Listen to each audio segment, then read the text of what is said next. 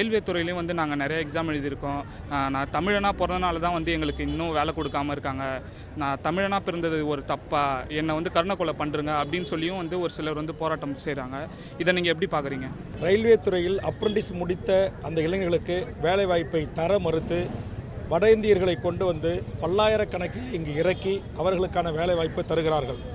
கடந்த சில ஆண்டுகளுக்கு முன்பாக இதே அப்ரண்டிஸ் முடித்த இளைஞர்கள் நம்முடைய பெரம்பூர் ரயில்பட்டி தொழிற்சாலையின் தலைமை அலுவலகம் முன்பு தீக்குளித்து அவர் தங்கள் கோரிக்கை நிறைவேற்ற போராடிய போது அந்த தீயை கூட ஒரு 10 லிட்டர் தண்ணீரை ஊற்றி அமைக்க முன்வராத கல் நெஞ்சம் படைத்த கயவர்கள்தான் இந்த நாட்டுடைய ரயில்வே துறையில் வட இந்தியர்கள் உச்ச பொறுப்பில் இருந்தார்கள்.